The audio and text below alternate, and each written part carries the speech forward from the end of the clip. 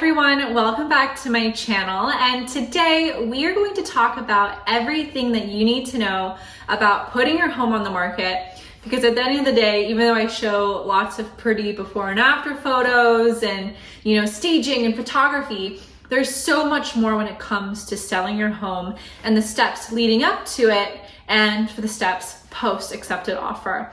So today we're going to talk about the three main stages of selling your home.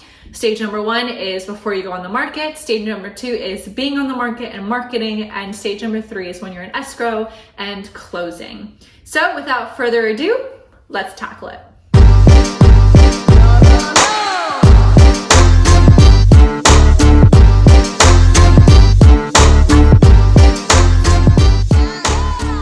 So the first step to selling your home, of course, is finding a real estate agent.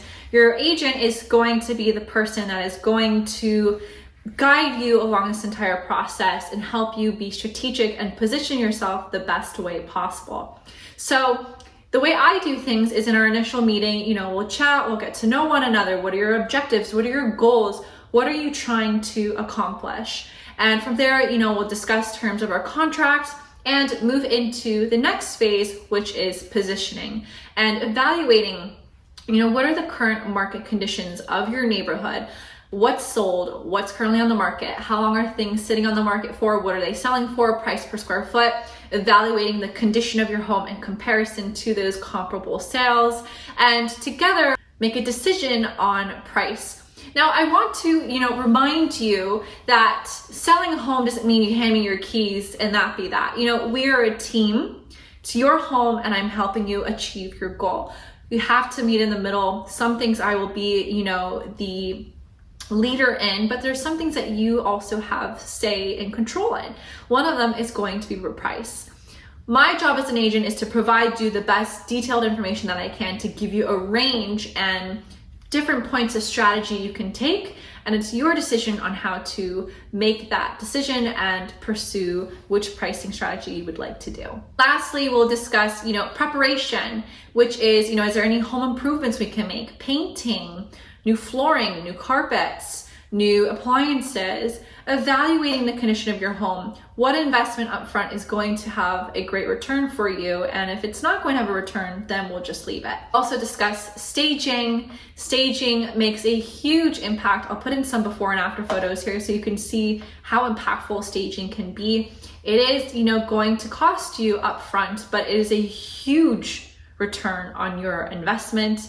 And, buyers don't have the ability to often visualize where things are going to go, furniture, placement, the energy of the home. That's the whole point of staging, is to make it universally appealing and sell to the largest range of buyers possible. Now, in terms of the marketing phase, I've done so many videos on marketing that I do for selling homes. I can do a few quick montages of the marketing that I do, or also just put out a screenshot of an overall overview, but we do 360-degree marketing, digital, print, anything, custom property website, being on TV, you name it, it's in the books. So marketing is very important to getting your home's availability out to as many buyers as possible. Phase number two is going to be launching onto the market. This is when all of the heavy networking and marketing will now come into play. We will host a open house, a broker's open, also known as a caravan, hand out marketing materials, send out just listed trifold envelopes, blasting out to newsletters,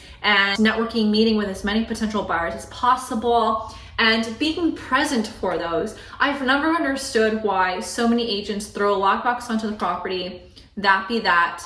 It's not impactful or has a positive influence on anybody. Now, active communication is key during this whole entire process with you as a homeowner, with the clients and the buyers and their agents, and selling your home, right? The reason why agents are so impactful during the selling process is because we are not emotional, right? We're not attached to your home. You have emotional attachment to your home. You've been living there for X amount of years or for however long you've been there. And we're able to separate ourselves. I'm able to separate myself from that situation and sell the home as it is. And of course, accumulate stories from you about why X, Y, and Z were done or upgraded, whatever it may be. but it allows me to put me into a power of communication and negotiation and present this in a very neutral and strategic way possible, and to have those buyers coming in. If someone walks away, negotiating to see what can we do to bring them back to the table and make them a happy buyer, and to give you as many offers, qualified offers, as possible. Last part for phase 2 is going to be deciding and accepting an offer. So when we do have our offer review date, or as those offers come in, we'll review them together, analyze the terms, the prices, calling the lender if there's financing involved, and essentially making a holistic decision about who you're going to accept and who's going to be, the new homeowner of your home. That moves into phase 3, which is as soon as we have an accepted offer, as soon as we've signed the counteroffer or the residential purchase agreement, then we're going to immediately open escrow. Now, if it's a Friday afternoon, then we'll have to wait till Monday, but if that's the case, we'll do it pre-escrow. That being said, we'll open escrow immediately, get all of our contingency dates and periods in order. The buyers will pretty quickly get their EMD, earnest money deposit, instructions to wire over their deposit within the first 3 business days. This is a time that all of the inspections will be done from the buyer. We'll also have to order a retrofit inspection, which is going to be your responsibility as a homeowner, essentially making sure that everything in your home is in government compliance. At this time, the buyer will also be doing their appraisal and going through the underwriting process with their lender if they do have financing. Now, I never, ever recommend that you start packing anything until you have received full contingency removal. So again, depending on the offer terms, but if we're going with the standard, if they have all 3, inspection, appraisal, and loan, we would wait for a full contingency removal. That's pretty much when you're going to have your safest bet that that buyer is going to be closing on your property. It's just a matter of waiting. So at that point in time, then I can recommend that you start packing up, organizing, and getting your moving schedule in order. Now, it's very standard for a home buyer during their inspections to come back to you with a request for repairs or a request for a buyer credit. And of course, this will be another period when we have negotiations. Of course, we had our negotiations up front when, accepting an offer and who we decided and if we countered them, and we'll be negotiating again when it comes to requests for repairs. I think, again, it depends on the findings of the home, and it depends on the status of the market and what kind of market we're in. If we're in a seller's market, you don't have to be as lenient in terms of crediting, but if the market shifts and we're in a buyer's market, that's something that we'll have to discuss.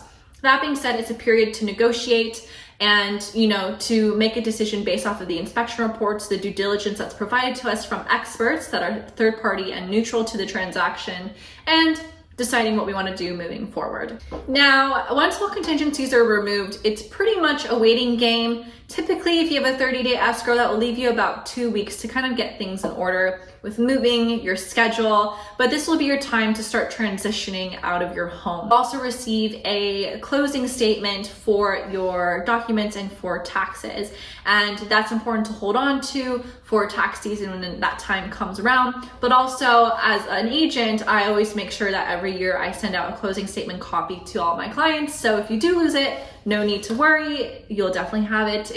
I always keep them in my records. Also, don't forget when you're moving out to shut off all of your utilities on the last day, because you don't want to be paying for the new buyer's water and gas and electricity. So that's another thing to make sure that you do. And to also, at the end of the day, at the end of the transaction, provide all the keys, garage clickers, and any information that could be helpful to the new buyer, whether what day is trash day, things like that. So that's a basic general consensus of the home selling process. If you're interested in the actual preparation stage with the marketing and the photography and the staging and painting, then I have a whole before and after video transformation on my YouTube channel. I will link it down below and also link it in this corner. I think it's this corner.